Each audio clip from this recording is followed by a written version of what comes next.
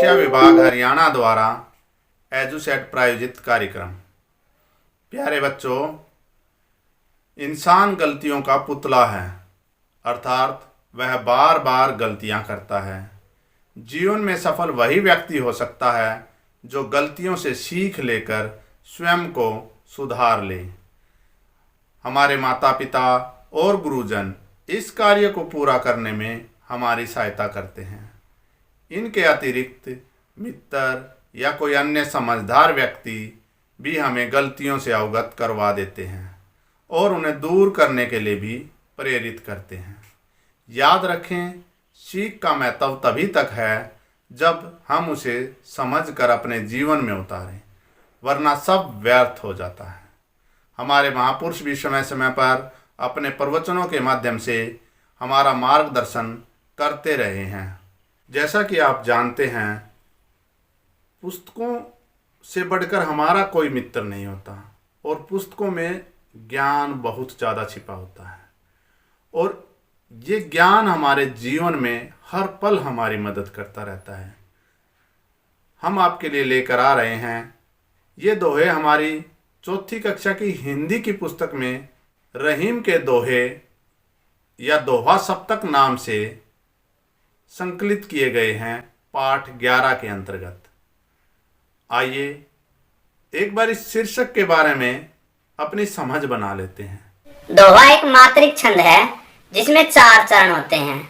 पहले चरण में 13 मात्राएं, दूसरे चरण में 11 मात्राएं और इसी तरह से तीसरे चरण में 13 मात्राएं और चौथे चरण में 11 मात्राएं होती हैं। दोहे में 4 चरण हैं और 13-11 मात्राओं का एक समूह है। 13-11 13-11। मध्यकालीन भारत में रहीम दास जी नाम के एक प्रसिद्ध कवि हुए हैं, विचारक हुए हैं। उन्होंने समाज को अपने दोहों के माध्यम से कुछ शिक्षाएं देने का प्रयास किया है। आइए जानते हैं क्या कहा है उन्होंने अपने दोहों में। एक बार हम इनका सस्वर वाचन कर लेते हैं। रहीमन धागा प्रेम का, मत तोड़ो चटकाए, टूटे से फिर ना जुड़े, जुड़े गांठ पड़ी जाए। रहीमन धागा प्रेम का, मत तोड़ो चटकाए, टूटे से फिर ना जुड़े, जुड़े गांठ पड़ी जाए। जे गरीब सोहित करे, धनी रहीम वेलो, कहा सुदामा बापूरो, कृष्ण मिताई जो। रहीमन देख बड़े को, लघु न दीजे डारी, जहाँ काम आवे सुई, कहा करे तलवारी। ऐसी वाणी बोलिए, मन का आपा खोए, औरन को शीतल करे, आपू शीतल होए। वे रहीम नर धन्य हैं, वे रहीम नर धन्य हैं, पर उपकारी अंग, बाटन वारे को लगे, जो मेहंदी के रंग।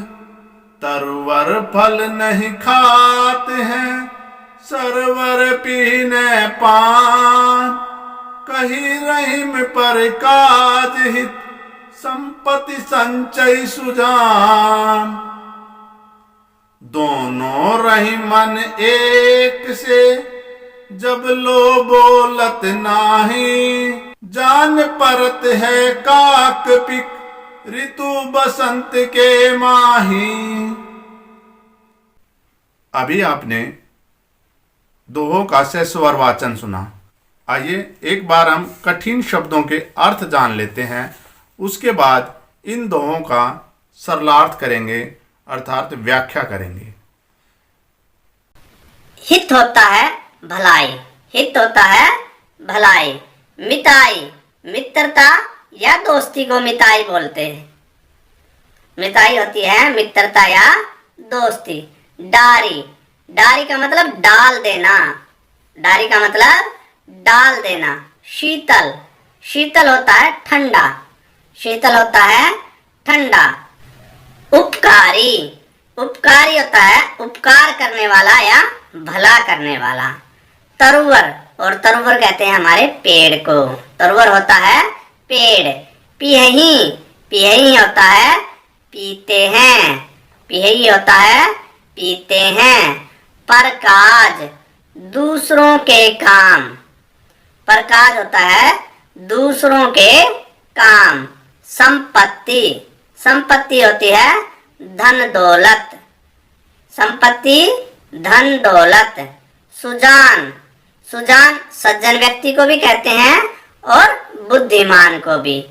पिक, पिक बोलते हैं कोयल को, जो कुहू कुहू करती है ना, कूकती है ना कोयल। बाटनवारे, बाटनवारे होते हैं बांटने वाला, बाटनवारे होता है बांटने वाला। सरवर, सरवर होता है तालाब, सरवर होता है तालाब। अब बारी बारी से इन दोहों की व्याख्या करते हैं कि इनके अंदर हमें क्या सीख दी गई है। रहीमन धागा प्रेम का मत तोड़ो चटकाए, टूटे से फिर ना जुड़े, जुड़े गांठ पड़ी जाए। रहीम जी कहते हैं हमें प्यार के धागे को नहीं तोड़ना चाहिए, क्योंकि एक बार यदि यह टूट गया तो फिर नहीं जुड़ता है, और यदि हम कोशिश करके जोड़ भी लें तो भी इसमें एक गांठ पड़ जाती है। इस दोहे के माध्यम से रहीम जी हमें रिश्तों की अहमियत समझा रहे हैं कि हमारे जो रिश्ते हैं वो बहुत ही कीमती हैं। उन्हें हमें कठोर वचन बोलकर तोड़ना नहीं चाहिए, और बल्कि उन्हें मीठे वचनों के साथ सहेजना चाहिए। यदि हमारे रिश्तों में एक बार खटास उत्पन्न हो गई, उनके बीच से हमारा प्यार रूपी धागा टूट गया, तो फिर वो जुड़ने मुश्किल होते हैं। और यदि जुड़ भी गए तो उनके अंदर एक गांठ पड़ जाती है, हमारे अंदर एक बंधन बन जाता है, जो कि एक बिना गांठ का बंधन था वो नहीं रहता है। मन में एक खटास उत्पन्न हो जाती है। इसलिए रिश्तों को हमें सहेज कर रखना चाहिए और मीठा बोलना चाहिए। हमें इस बात का ध्यान रखना चाहिए हमारे से कोई भी हमारा प्रिय मित्र संबंधी नाराज नहीं होना चाहिए। उनकी भावनाओं का हमें हर पल ख्याल रखना चाहिए।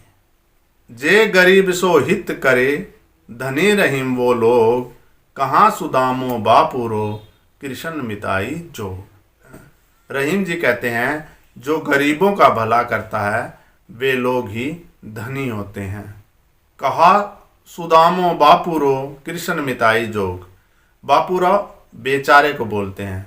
कहाँ तो बेचारा गरीब सुदामा था, और कहाँ भगवान श्री कृष्ण। जे गरीब सो हित करे, धनी रहीम वे लोग। रहीम जी कहते हैं जो दूसरों का भला करता है वे लोग बहुत अमीर होते हैं। कहाँ तो बेचारा सुदामा था, और कहाँ भगवान कृष्ण जिनकी मित्रता का योग बना। ये सुदामा के किसी अच्छे कर्मों का ही परिणाम था जो उनकी भगवान श्री कृष्ण से दोस्ती हुई। इसलिए हमें हमेशा दूसरों की भलाई के बारे में सोचना चाहिए ताकि हमारे साथ भी भला हो।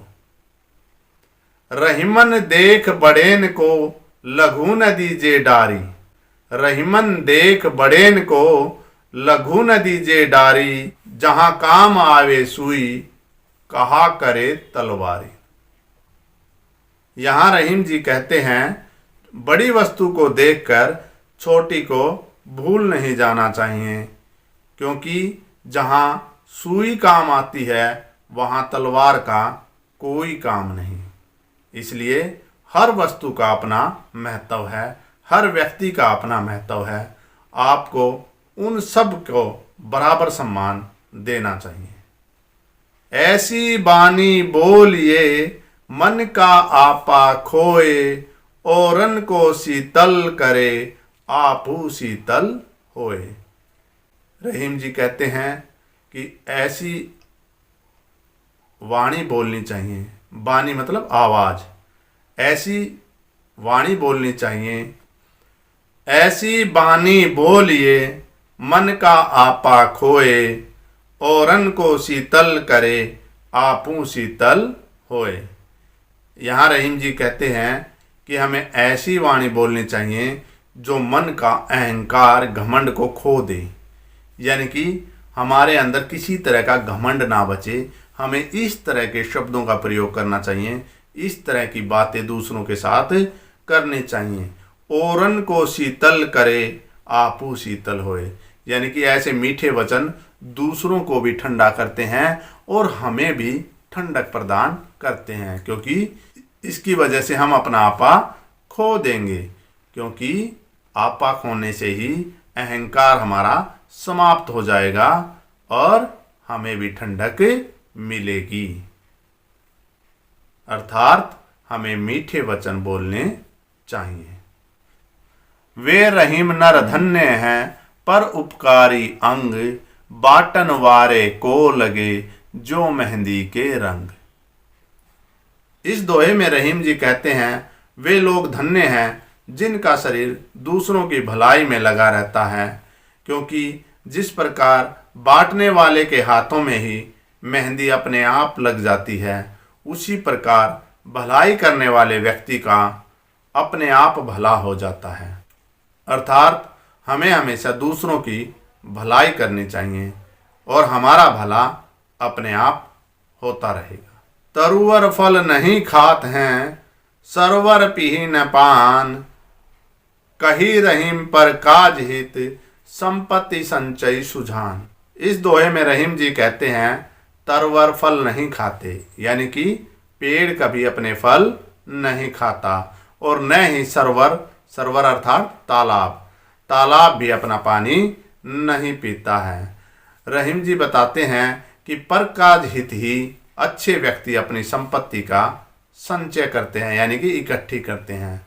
अच्छे लोग दूसरों की भलाई के लिए ही संपत्ति यानी कि धन दौलत इकट्ठी करते हैं। अच्छे व्यक्ति अपना फायदा नहीं देखते हैं। दोनों रहीमन एक से जब लो बोलत नाही, जान परत है काक पिक ऋतु बसंत के माही। इस दोहे में रहीम जी हमें समझाते हुए बताते हैं कि दोनों रहीमन एक से, यानी कि दोनों एक से हैं, उनमें कोई फर्क नहीं है। जब लो बोलत नाही, जब तक वे बोलते नहीं हैं। बसंत ऋतु के आने पर कोयल और कौवे की पहचान हो जाती है। देखो आपको पता है ना, कोयल तो बड़ा मीठा गाती है और कौवा काँव काँव करता है, उसकी आवाज़ किसी को भी अच्छी नहीं लगती। उसी प्रकार रहीम जी यहाँ समझाते हैं कि कोयल और कौवे का रंग एक सा है, दोनों ही काले रंग के हैं, उन्हें कोई नहीं पहचान सकता, लेकिन जब वे बोलते हैं तो सब समझ आ जाता है कि ये कोयल है और ये कौवा है। उसी प्रकार व्यक्तियों को हम उनके चेहरे से नहीं पहचान सकते हैं। उन्हें पहचानने के लिए तो हमें उनके शब्दों को सुनना पड़ेगा कि उनके मन में क्या है। इसलिए दूसरों की बातों को हमेशा ध्यान से सुनना चाहिए और फिर उनके बारे में धारणा बनानी चाहिए। ये थे रहीम जी के दोहे जो हमें जीवन में काम आने योग्य शिक्षाएं दे रहे थे। अब हम अभ्यास के प्रश्नों की बात कर लेते हैं। हमें कैसी वाणी बोलनी चाहिए? अब तो आप समझ ही गए होंगे हमें कैसी वाणी बोलनी चाहिए। हमें मीठी वाणी बोलनी चाहिए, क्योंकि मीठी वाणी हमारे मन का अहंकार समाप्त कर देती है और हमें शीतलता प्रदान करने के साथ दूसरों को भी ठंडक प्रदान करती है। वृक्ष और सरोवर से हमें क्या शिक्षा मिलती है?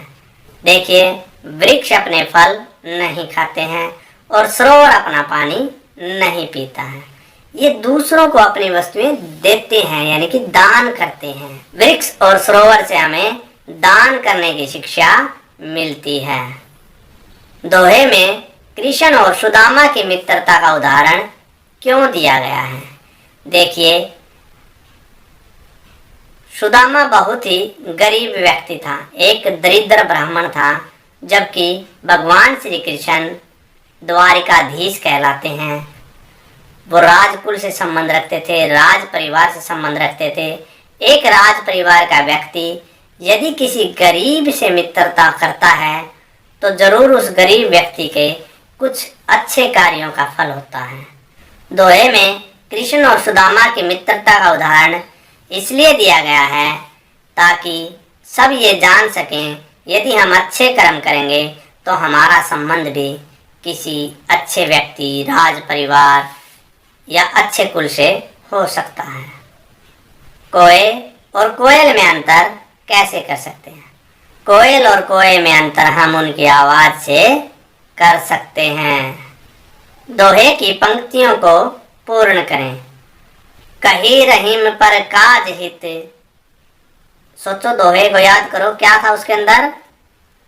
संपत्ति संचय सुजान, बाटन वारे को लगे।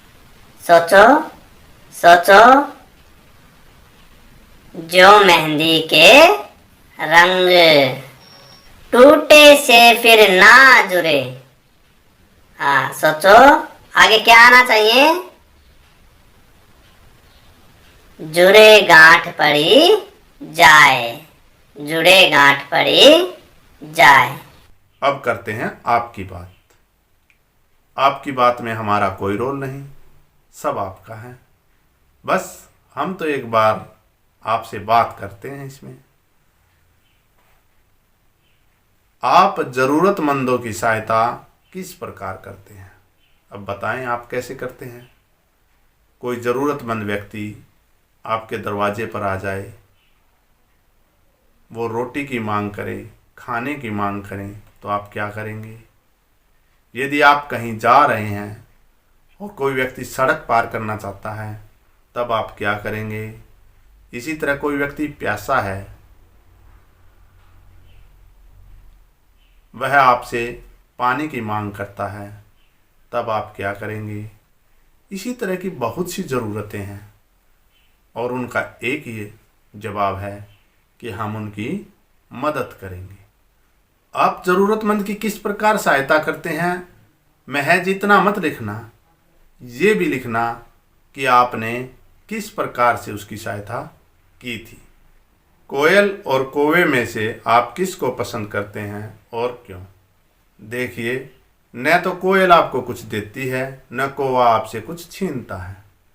फ़र्क इतना है कि कोयल बहुत मधुर वाणी बोलती है, उसकी मीठी मीठी कुहू कुहू आपके मन को लुभाती है, और कोए की काँव काँव आपको नहीं सुहाती होगी। और फैसला आपका है, आपको क्या अच्छा लगता है।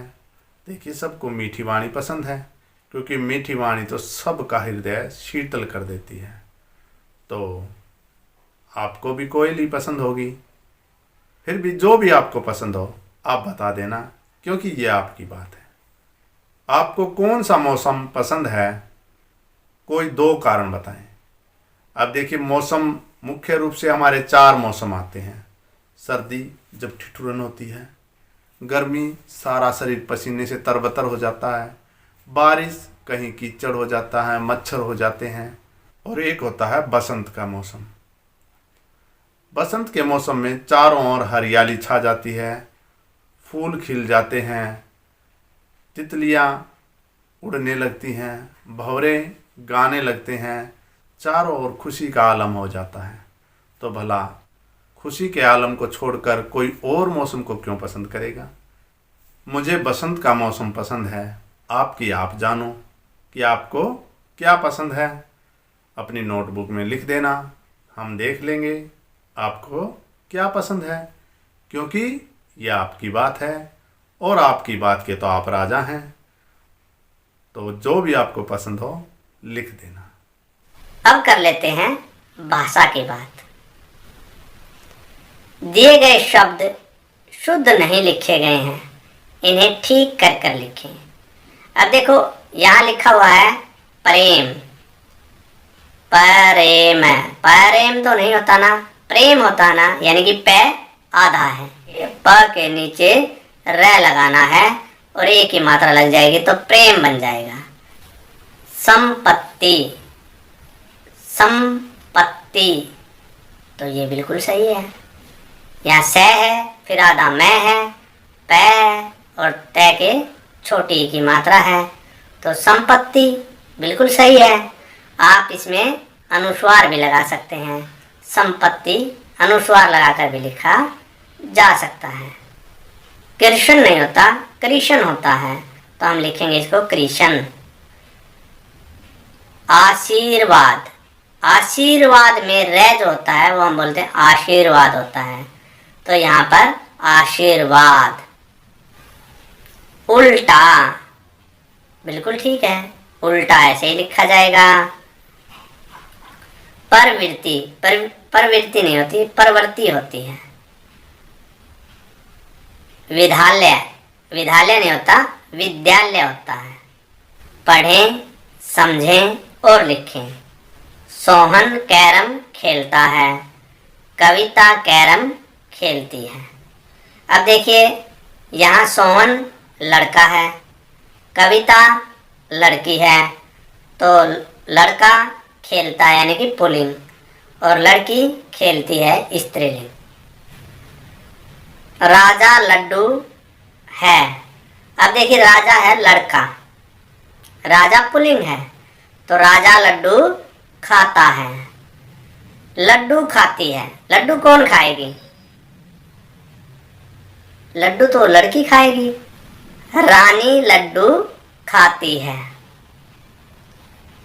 छात्र पुस्तक पढ़ता है, छात्रा पुस्तक पढ़ती है। भाई गाना गाता है, बहन गाना गाती है। अब आप समझ गए होंगे। इसी तरह के और भी आप वाक्य बना सकते हैं, जैसे कविता पुस्तक पढ़ती है, मोहन पुस्तक पढ़ता है। इस तरह के आप कितने ही भी वाक्य बना सकते हैं। नीचे कुछ शब्दों के जोड़े दिए गए हैं जिनके उच्चारण में कुछ अंतर है, उनके अर्थ भी अलग अलग हैं। इनका सही उच्चारण करें और वाक्य बनाएं। शब्द है बेरी। बेरी एक पेड़ का नाम होता है जिस पर बेर लगते हैं। बेर खाए होंगे ना, या नहीं खाए हैं? खाए हैं, मैंने भी खाए हैं। तो बेर जो लगता है वो बेरी पर लगता है, तो बेरी के बेर पक गए हैं, या इस बेरी के बेर बहुत मीठे हैं। बैरी, बैरी समझे, बैर से बना है, और ये तो किसी से नहीं रखना चाहिए हमें, हैं? हमारा कोई भी बैरी नहीं होना चाहिए। ये भी वाक्य बन गया कि हमारा कोई बैरी नहीं है। बेल, बेल लता को कहते हैं, बेल समझे? अरे घिया की बेल, तोरी की बेल, फूलों की बेल जो कंगूरे पर चढ़ जाती है, जो दीवारों पर चढ़ जाती है, जो पेड़ पर चढ़ जाती है लटक लटक कर, वो होती है बेल। बेल पेड़ पर चढ़ जाती है। या घिया की बेल होती है, तोरी बेल पर लगती है। कितने ही वाक्य आप बना सकते हैं। उसी तरह से बैल, बैल समझ गए? नहीं समझे? बैल जिससे हम खेत जोतते हैं वो होता है बैल। गाय का बछड़ा होता है जो बड़ा होकर बैल बनता है। तो इसमें वाक्य बनाएंगे हम, बैल से हम खेत जोतते हैं। मेला, मेले का नाम लेती तो बड़े खुश हो गए। याद आया कुछ? मेले में गए हो ना? देखिए है ना, बहुत सी दुकानें, झूले हैं, वही मेला जहाँ पर सब बच्चे खुशी खुशी जाते हैं। बड़े भी बड़े चाव से जाते हैं। कोई कुश्ती देखने जाता है, कोई कुछ खाने का सामान खरीदने जाता है, कोई अपने लिए खिलौने लेने जाता है। वो होता है मेला, जहाँ बहुत सारे लोग आकर इकट्ठे हो जाते हैं। मैं मेला देखने गया, मैं मेला देखने गया था, मैंने मेले में से खिलौने खरीदे। इस तरह के आप वाक्य बना सकते हो। उसी प्रकार है मेला। मेला होता है गंदगी। हमारे देश से अब मेला प्रथा समाप्त कर दी गई है, यानी कि सर पर जो मेला ढोने की प्रथा थी, गंदगी ढोने की प्रथा थी, वो समाप्त अब कर दी गई है। शेर, शेर होता है मात्रा। जिस तरह हमारे किलोग्राम होता है, उसी तरह से शेर में पहले हम मापते थे। लगभग 1 किलोग्राम 1 शेर के बराबर होता था। पूरी तरह बराबर नहीं, कुछ छोटा होता था। तो शेर जो है पहले मापने की इकाई के रूप में प्रयोग होता था। अपने दादा दादी से या बुजुर्गों से सुना होगा कि 1 शेर चना और 1 शेर गेहूं बराबर पैसे में मिलते थे। लेकिन आज ऐसा नहीं है। चना बहुत महंगा हो गया है क्योंकि कम हो गया है। तो आपका वाक्य बन सकता है कि मैंने 1 शेर चने खरीदे या 1 शेर गेहूं बेचा। उसी प्रकार है सैर। मैं सैर को तो तुम समझ ही गए, घूमना भाई। मैं प्रतिदिन सुबह सुबह सैर करने जाता हूँ। मेल, मेल होता है मेल मिलाप। हमें सबसे मेल मिलाप के साथ रहना चाहिए। और मैल, मैल तो समझ गए होंगे, कपड़ों का मैल, मन का मैल, कोई भी मैल हो सकता है, यानी कि एक तरह से गंदगी। हम साबुन की सहायता से कपड़ों का मैल निकाल सकते हैं। में होता है अंदर, किसी चीज के अंदर। जैसे कमरे में चारपाई है, मंदिर में भगवान की मूर्ति है। उसी प्रकार मैं स्वयं के लिए प्रयोग होता है। मैं होता है मैं, यानी कि मैं, आपको मैं का प्रयोग करना तो अपने लिए प्रयोग करना है। मैं तुम्हें पढ़ा रहा हूं। मैं तुम्हारा अध्यापक हूं। मैं का प्रयोग समझ गए? हाँ। अब देखिए, रहीमन देख बड़ेन को लघु न दीजे डारी, जहां काम आवे सुई कहा करे तलवारी। उपयुक्त दोहे को ध्यान पूर्वक पढ़ें और समझें। इसमें अल्प विराम व पूर्ण विराम चिन्हों का प्रयोग हुआ है। निम्नलिखित दोहों में विराम चिन्ह लगाएं। अब हमें विराम चिन्ह लगाते हैं। जैसे मैंने पाठ के शुरू में बताया था, दोहे के 4 चरण होते हैं कि 13 मात्रा के बाद दोहे में यति आती है, यानी कि विराम आता है। और विराम को हम दिखाने के लिए कोमे का प्रयोग करते हैं। और फिर 11 मात्रा के बाद पूर्ण विराम आता है, वहां पर पूर्ण विराम का प्रयोग करते हैं। इसी प्रकार दोहे की दूसरी लाइन में भी 13 मात्रा के बाद यति आएगी, अल्प विराम आएगा, वहां कोमे का प्रयोग करेंगे और उसके बाद पूर्ण विराम। ऐसी वाणी बोलिए। अब देखो यहां हम रुके थोड़ी देर के लिए, सही रुके हैं ना। ऐसी वाणी बोलिए मन का पाक होए, यानी कि ऐसी वाणी बोलिए। बोलिए पर हमें अल्प विराम लगाना है, यानी कि कोमा लगाना है। और उसके बाद मन का आपा खोए, हम पूरी तरह से रुक गए, यहां पर लगेगा पूर्ण विराम।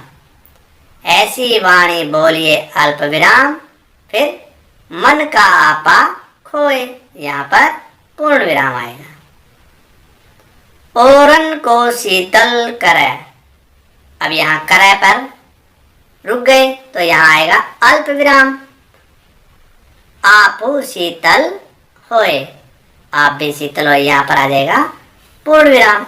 इसी प्रकार से अन्य दोनों पर जहाँ हम रुकते हैं वहाँ शुरू में रुक रहे हैं थोड़ी देर के लिए, वहाँ अल्प विराम और उसके बाद पूर्ण विराम। तरवर फल नहीं खा, क्या आएगा? अल्प विराम। सरवर पी न पान, यहाँ पर आएगा पूर्ण विराम। कही रहीम पर काज हित, रुक गए, अल्प विराम कोमा। संपत्ति संचय सुजान, संपत्ति संचय सुजान यानी कि पूर्ण विराम। प्यारे बच्चों, आज हमने रहीम जी के दोहे पढ़े। उनका अध्ययन करते हुए हमने जाना कि क्या ठीक है और क्या गलत है, यानी कि उन्होंने हमें अच्छी अच्छी बातों की सीख दी है। इसके अतिरिक्त उनके द्वारा प्रयोग किए गए शब्दों के अर्थ जाने, अभ्यास के प्रश्नों के उत्तर जाने, आपकी बात के अंतर्गत आपसे बात हुई और भाषा की बात के अंतर्गत शुद्ध वर्तनी का प्रयोग करना सीखा और हमने लिंग के बारे में जाना था। इसके साथ कुछ मिलते जुलते शब्दों का वाक्यों में प्रयोग करना सीखा और अंत में हमने लघु विराम चिन्ह और पूर्ण विराम चिन्ह का प्रयोग करना सीखा। इसी के साथ हमारा ये पाठ अब समाप्त होता है। इजाज़त दीजिए, मिलते हैं फिर किसी नई वीडियो में। तब तक के लिए नमस्कार।